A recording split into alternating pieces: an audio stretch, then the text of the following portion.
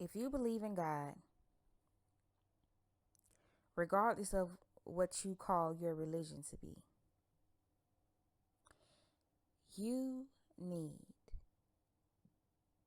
to find out about the Azusa Street Revival and William J Seymour. We're talking about limbs growing back, tumors falling off the body, deaf people regaining their hearing for the rest of their life, sicknesses being healed and disappearing for the rest of their life, crippled people being able to walk again for the rest of their life. I mean, any miracle a person needed, they could go to the Azusa Street Mission Church and receive it. I've also read an account that said a cloud would descend onto the people during their gatherings. A cloud. That is eyewitness account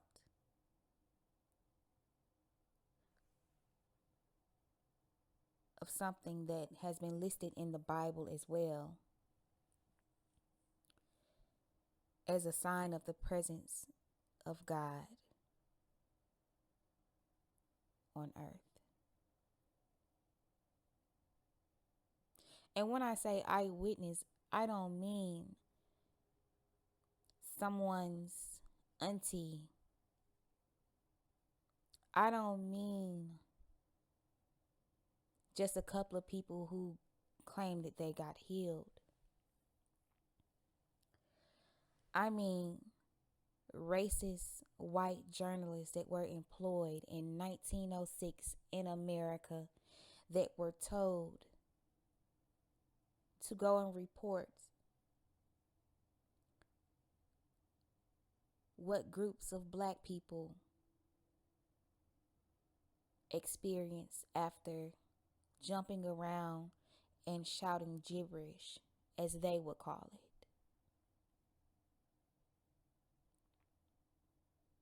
And what they soon found out was that jumping around and speaking quote unquote gibberish was actually the baptism or the receiving of the Holy Spirit with the evidence of speaking in tongues. That was the beginning, as far as America knows. We've all heard about that in church. But in 1906, in California, a man that could only see in one eye, did not have formal education, had to sit outside of Bible school, revived that practice worldwide.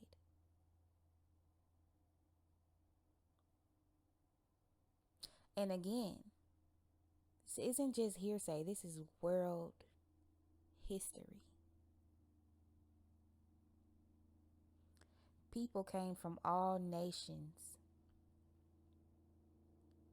tribes,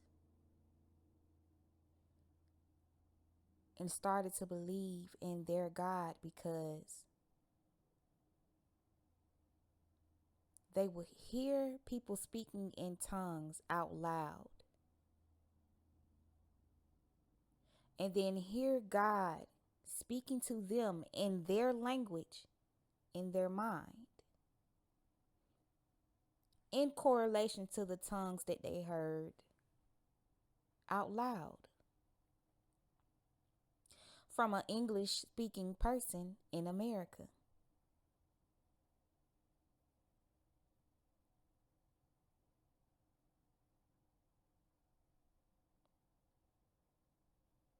the LA Times took it upon themselves to report on this, along with every other major and small newspaper. There are books that have the reports that were put in the newspaper. There are books that have reports of the eyewitness accounts. I mean, like I said, people, this is world history. It's not black history. It's not religious history. It's not church history.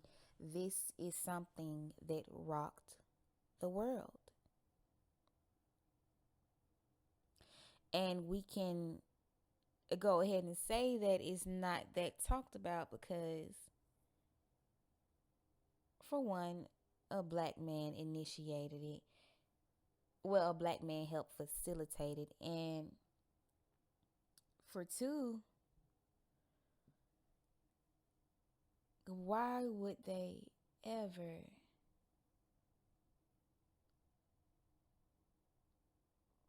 let black people know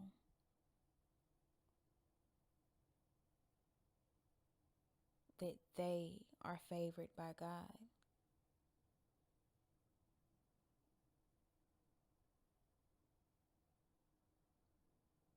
I mean, that's all that I can see as the reason why this man hasn't been listed and hasn't had his story forced upon us like other people have. But anyways, like I said, LA Times and every other major and small newspaper reported on this. In 2000, okay, 22 years ago, that's in our time, Time Life published the 100 most important events of 1,000 years, which was from year 1000 to year 2000 AD. And number 68 on their list was the Azusa Street Revival of 1906. So now, the next thing to focus on is what you should do with this information.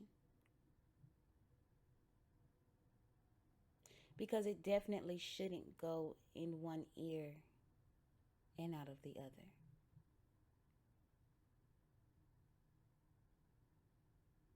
My main reason for bringing this information to you all is the 100-year prophecy that William J Seymour gave during the last year of his life, which was 1922. And during a service, he prophesied that in 100 years, that generation of people would experience a revival that far surpassed what he led in Azusa Street. His exact words were,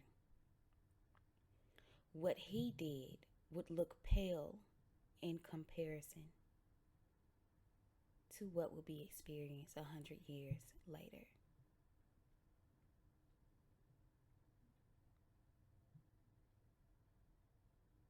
This year, 2022, is a projected year that prophecy will be fulfilled.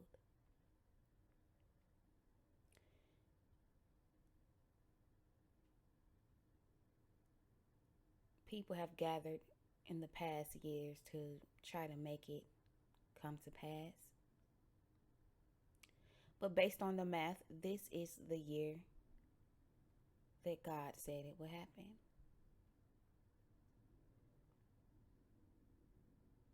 So there are religious leaders that are gathering to help welcome in the next wave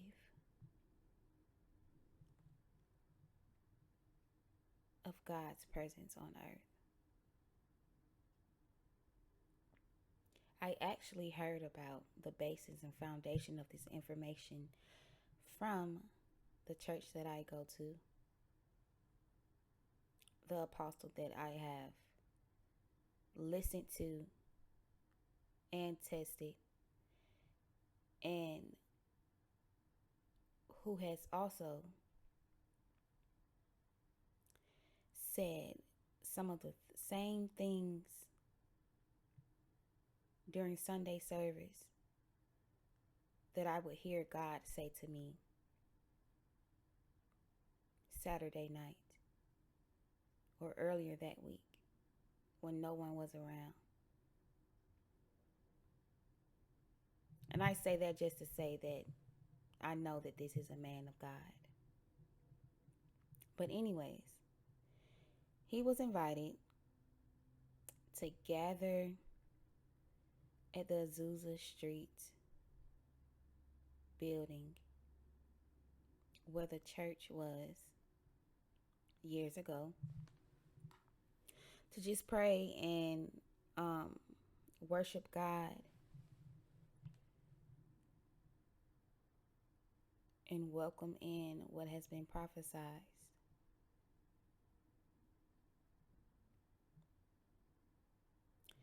So, depending on how I'm led, but more than likely I will keep you all updated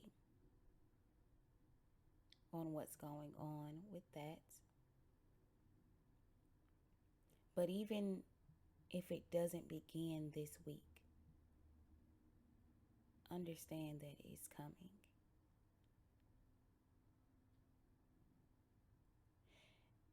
And again, if you believe in the one and true living God,